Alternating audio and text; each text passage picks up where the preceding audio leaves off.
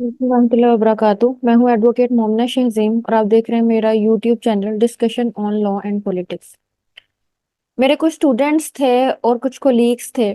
उन्होंने मुझसे ये बात कही कि मैम, जो लॉ है इसके सेक्शंस को मेमोराइज करना एक बहुत डिफिकल्ट टास्क है। तो क्या ऐसा तरीका हो सकता है कि जिसको मद्देनजर रखते हुए या जिसे अप्लाई करते हुए लॉ को अच्छे तरीके से पढ़ा जा सके। अब स्टडी करने के मुख्तलिफ तरीके होते हैं। हर इंसान अपने लिहाज से उन चीज़ों को स्टडी करने की कोशिश करता है। कुछ लोग इतने इंटेलिजेंट होते हैं कि वो कुछ चीज़ें पढ़ लेते हैं और उनको फिर स्केच आउट हो जाती हैं, माइंड में अजबर हो जाती हैं और उनको इतनी मेहनत नहीं करनी पड़ती और हम उन्हें इंटेलिजेंट कह सकते हैं। कहने का मकसद ये है कि वो जल्द ही चीज़ों को अजबर कर लेते हैं। अब मेरी जो आदत है वो ये है कि जब तक मैं कोई चीज पढ़ती हूँ और पढ़ने के बाद या याद करने के बाद जब तक उसे लिख ना लूं, तो मुझे इस चीज का आइडिया नहीं होता कि मुझे कितनी हद तक वो चीज आई है कि नहीं है। क्योंकि मैं आपको एक चीज वाजे कर दूं कि खासतौर पर पेपर्स में जो स्टूडेंट्स ये चीज कहते हैं कि हम किताब खोलते हैं तो सब कुछ आ रहा होता है, और जब हम किताब बंद कर देते हैं तो हमें यूं लगता है कि जिस तरह से हमें एक लफ्ज नहीं आता, यानी कि हमें कुछ भी नहीं पता कि किताब में से हमने पढ़ी क्या चीज है। वो इस वजह से होता है कि आपने स्टडी को कंटिन्यू नहीं किया होता। मतलब कोई चीज पढ़ी उसको दोहराया नहीं होता, वो आपकी शख्सियत का हिस्सा नहीं बनी होती, वो आपका इल्म नहीं बनी होती। ठीक है। अब कोई चीज आपको बेहतर तरीके से आती है या चीज कोई आपने प्रैक्टिकली तौर पर की है, तो आप उस किताब को बंद भी कर दें, उसमें तरीका लिखा हुआ है। ठीक है। कोई फॉर एग्जांपल कोई चीज जो कि आपने प्रैक्टिकली तौर पर की, कोई तजुर्बा किया और वो आप पे वो चीज बीती, तो उससे मुतल्लक कोई चीज आपके पास पड़ी है, कोई आपसे किताब ले ले कि भाई अब तुम बताओ कि क्या चीज थी वो, तो आपने कहना है कि मुझे इस किताब की तो जरूरत नहीं है, मुझे पढ़ने की जरूरत नहीं है, मुझे खुद पता है कि क्या था, तो मैं आपको एक्सप्लेन करता हूँ। ठीक है। तो ये हुआ तजुर्बा। अब जहां तक लॉ की बात है, ऑफेंसेस की बात है, पाकिस्तान पिनल कोड की बात है, सीआरपीसी की बात है, यानी कि हर वो सब्जेक्ट, क्योंकि लॉ का आपको पता ही है, हमने सेक्शंस जो है वो अपने माइंड में रखने होते हैं और कोशिश की जाती है। लेकिन ये हकीकत बात है कि किसी को भी कॉन्सेप्ट्स तो क्लियर हो सकते हैं, लेकिन ये एंड तक याद नहीं रहता कि कौन सी चीज किस सेक्शन में थी, सिवाय उन चीदा चीदा सेक्शंस के कि जिसके अंदर उन्होंने प्रैक्टिस की होती है। ठीक है। जो जितनी प्रैक्टिस करता है या जितने लिहाज से चीजों को डील कर रहा होता है, वो आपको अच्छे तरीके से चीज एक्सप्लेन कर देता है और फिर इतने अच्छे तरीके से उनको वो आती होती है कि उसकी शॉर्ट जो लैंग्वेज है उसके यूज कर रहे होते हैं कि फ्ला ऑफेंस जो है थी उसमें ये हुआ, तो वो उसका नाम भी नहीं लेते, जस्ट सेक्शंस जो है वो बताते हैं कि भाई फ्लांट में ये हुआ। ठीक है। फ्ला ऑफेंस में ये हुआ। ठीक है। तो एक्चुअली वो होती है प्रैक्टिस की बात। तो जब आप इस मरहले पे स्टूडेंट्स आते हैं एलएलबी करने के बाद, तो हर चीज उनको वाज़ेह हो जाती है अगर उनको अच्छी प्रैक्टिस करने का मौका मिले तो, या वो उतनी मेहनत करें। अच्छा। अब याद करने की बारी कि हमने अपने सब्जेक्ट को मेमोराइज किस तरह से करने। पहली चीज तो अपने आप को थोड़ा फ्री रखें इस लिहाज से कि एक नॉलेज है जो कि आपने गेट करना है, तो आपने किताब पढ़नी है, ना कि किताब को अपने ऊपर हावी करना है। ठीक है। जब हम स्टार्टिंग में एलएलबी में आए थे तो बहुत ज्यादा टेंशन थी, अजीब किस्म की बुक्स थी, खुशक किस्म के जो थे वो चीजें थी। मतलब इस तरह के ऐसी चीजें हमने कभी नहीं पढ़ी। कई अल्फाज उठाने ही नहीं आते थे कि भाई ये क्या चीजें हैं। सॉरी। तो कई अल्फाज जिनके मुतालिब हमने इंग्लिश में पढ़े, जब हम लॉ में आए तो वो टोटली चेंज थे और हम बड़े कंफ्यूज होते थे, मेमोराइज करना बड़ी चीज मुश्किल होती थी। तो लॉ जो है वो एक ऐसी चीज है कि आपने इसको पढ़ते रहना है, क्योंकि लॉज आते रहने हैं और जो उसके साथ इंटरलिंक्ड रहेगा वही सही प्रैक्टिशनर भी होगा, वही अच्छे तरीके से किताबों का अजबर भी कर सकेगा। और ये चीज हर तरह के शख्स के लिए जरूरी है, जो कि लॉ से एसोसिएटेड है, जो कि किसी ना किसी तरीके से लॉ से इंटरलिंक्ड करता है। अब मैं आपको एग्जांपल देती हूँ कि ये जैसे हमारी किताब है पाकिस्तान पिनल कोड की, ये एक ऐसी किताब है कि जिसके हमने इसके अंदर हमने ऑफेंसेस का तस्करा पढ़ना है। ठीक है। पिनल पेनल्टी से निकला है। ठीक है। अब देखें, ये बुक मैंने स्टार्ट की तो मुझे इस चीज का अंदाजा होना चाहिए कि ये ऐसी किताब है जो कि हमें बताएगी सजाओं के बारे में। ठीक है। अब किन चीज की सजाओं के बारे में बताएगी? जुराइम की सजाओं के बारे में बताएगी कि अगर मैं ये जुर्म करूंगा या करूंगी तो इसकी ये सजा होगी। किताब आप शुरू करते हैं, इसके अंदर चैप्टर्स दिए हुए हैं। ठीक है। एक किताब के कितने चैप्टर्स हैं? हर एक चैप्टर के ऊपर एक हेडिंग है। ठीक है। उस हेडिंग को माइंड में रखें कि भाई ये किताब है, इसके अंदर इतने चैप्टर्स हैं, फलां फलां जो है चैप्टर्स मौजूद हैं, और इसके अंदर इस तरह से उसकी हेडिंग है, इतने उसके अंदर टॉपिक्स हैं। और ये किताब का पहले अहाता करें, इसे कहते हैं किताब का अहाता करना। क्या आपने इसको पहले नॉलेज गेट किया कि भाई हम इसमें पढ़ेंगे क्या? अब ये चीज हमारे टीचर्स भी नहीं करवाते। वो जब से क्लासेस लेना स्टार्ट करते हैं, वो बुक खोलते हैं, इंटरप्रिटेशन क्लॉज स्टार्ट हो गई तो पूरी की पूरी कह दी कि भाई याद करके हैं। अब उसका यूज कैसे होगा? और फिर वक्तन फक्तन जब आप सेक्शंस की रीडिंग की तरफ आए तो दोबारा उनको बच्चों को वहां पर लेकर जाएं कि भाई इंटरप्रिटेशन क्लॉज के अंदर आप जाएं, ये वर्ड हमने पढ़ा था। ठीक है। इसको दोबारा से रीड आउट करें और ये देखें कि इस सेक्शन में इसका इस्तेमाल किस नवैयत से हो रहा है। और आप यकीन जानें कि ये बात आपको कभी भी नहीं भूलेगी। लेकिन पढ़ाने का तरीकाकार जरा मुख्तलिफ है, और इस तरह से पढ़ा दिया जाता है कि बाद में पढ़ने के बाद भी समझ नहीं आती कि हमने पढ़ना क्या था, क्या पढ़ा था, उसको अप्लाई कैसे करना है। अच्छा। अब पहले तो ये चीज होगी अहाता, कि इस तरह से कर लें। अब आप एक चीज पढ़ने के लिए बैठे हैं ना, चाहे वो कोई एक टॉपिक है, चाहे समझ लें 10 टॉपिक्स, उसको अपने ऊपर हावी ना करें। चीजों को खुद करैक्टर दें। अब उनको रंगीन बनाएं। अब रंगीन बनाने से क्या मुराद है कि हम ला में कौन सी रंगीनी पैदा कर दें? ठीक है। इसको किस तरह से करैक्टर दे दें? आप कोई चीज याद करते हैं तो सबसे पहले अपने माइंड में ये चीज रखें कि भाई मैंने किसी को ये बतानी है। ठीक है। खुद अपने आप से क्वेश्चंस करें। ठीक है। आप टॉपिक्स पढ़ते हैं, उसको खुद करैक्टर दे दें। जिस तरह आपके दोस्त हैं, ठीक है, मिलने वाले लोग हैं, रिश्तेदार हैं, ठीक है, उनके बारे में आप कोई बात करते हैं तो मुझे नहीं लगता वो आप किसी लिहाज से कोई टफ इमेजिनेशन लेकर उसे पढ़ते होंगे या करते होंगे या उसके बारे में बात करते होंगे। ठीक है। तो आप समझ लें कि वो चीजें जो हैं वो आपने इस तरह से पढ़नी है कि आप खुद अपने आप से डायलॉग कर रहे हैं। अब जिस तरह से मैं आपको एग्जाम्पल देती हूँ कि हम तीन चीजें पाकिस्तान पिनल कोड में पढ़ते हैं, जिसमें थेफ्ट है, रोबरी है, डकैती है। ठीक है। इसके अपनी मुख्तलिफ सेक्शंस हैं, अपने मुख्तलिफ डेफिनेशंस हैं, और एलिमेंट्स हैं। अब इसमें कुछ चीजें जो हैं वो ऐसी हैं कि जो बहुत सिमिलर हैं, मतलब वो सब ऑफेंसेस में पाई जाती हैं जिनका हम डिफरेंस कर रहे हैं। और कुछ जो हैं वो फर्क हैं जो उसको उससे मुमताज कर देती हैं, दूसरी से फर्क कर देती हैं। ठीक है। तो सबसे बड़ी चीज ये आती है कि आप कंपैरेटिव स्टडी करें।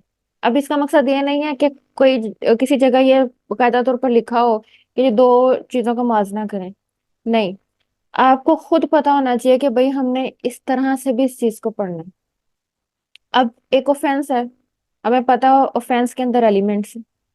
अब आप कोई FIR आती है, उसके अंदर भी आप ऑफेंस तभी लगाते हैं जब उसके अनासिर सामने आते हैं, जब एलिमेंट सामने आते हैं। तो जब आपको एलिमेंट्स नहीं पता होंगे तो आप ऑफेंस किस तरह से FIR में दर्ज कर सकते हैं?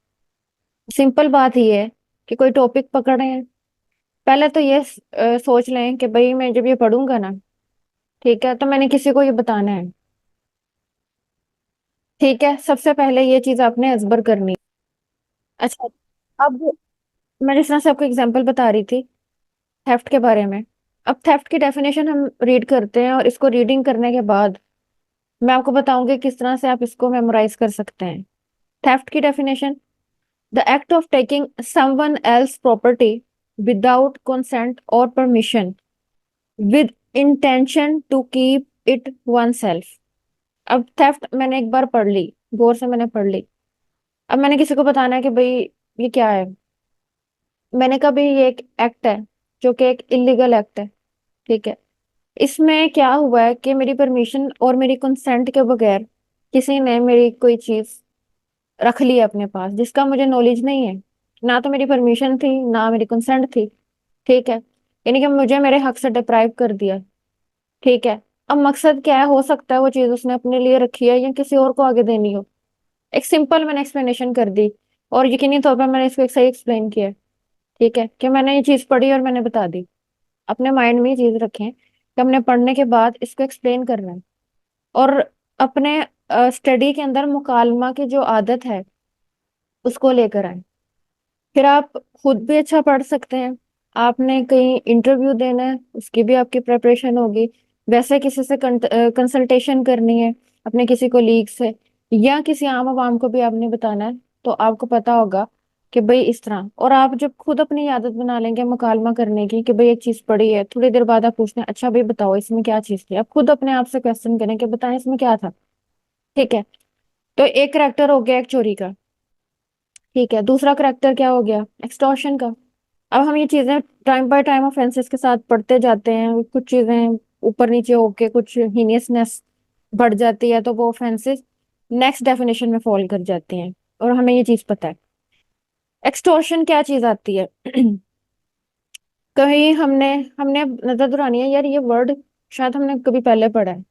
अच्छा, अगर हम इंग्लिश में एक्सटॉर्ट का मतलब देखें, उसका मतलब होता है छीनना, एक्सटॉर्ट करना। जैसे एविडेंस एक्सटॉर्ट करने का एक कॉन्सेप्ट है, और उसमें कहा जाता है कि पुलिस जो है वो दूसरे तरीके इस्तेमाल करके एविडेंस एक्सटॉर्ट करने की कोशिश करती है, ठीक है। तो एविडेंस एक्सटॉर्ट करना एक नेगेटिव एस्पेक्ट है, ठीक है।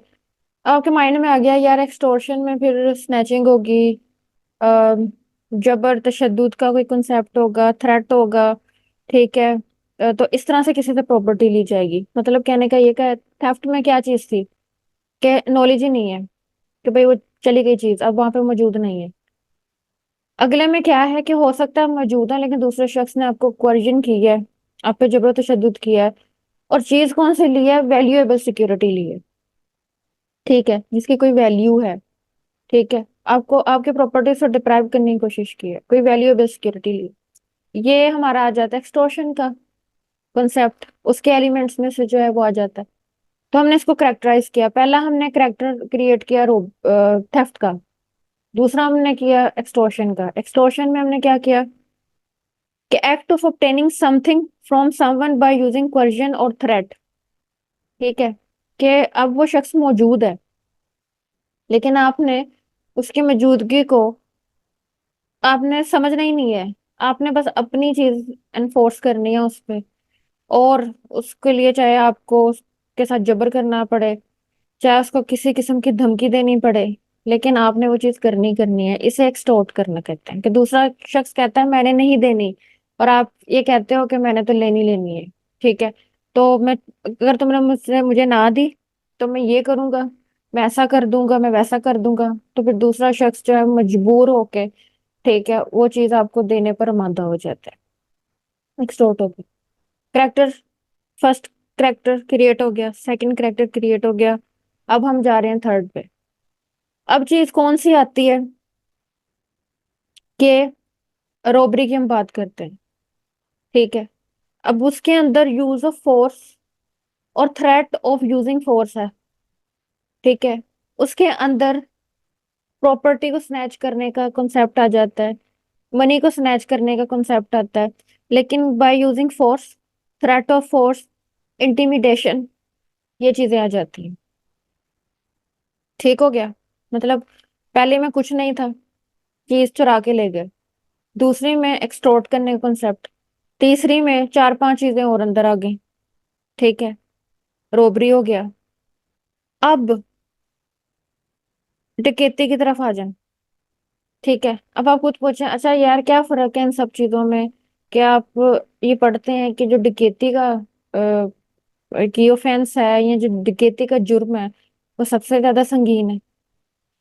सबसे पहले तो तादाद के लिहाज से आ गया। ठीक है, कि उसके अंदर क्या तादाद होगी लोगों की। ठीक हो गया। दूसरी चीज आ जाती है कि उसके अंदर रोबरी जो है वो वेपन्स के थ्रू होगी। मतलब ये है कि कोई डकैती के लिए आया है, तो उसने यकीनी तौर पर अपने पास कोई असला, ठीक है, वो छुपा के रखा हुआ है। और डकैती के अंदर कितने, 5 या इससे ज्यादा लोग होते हैं। मतलब कोई एक दो की बात नहीं है।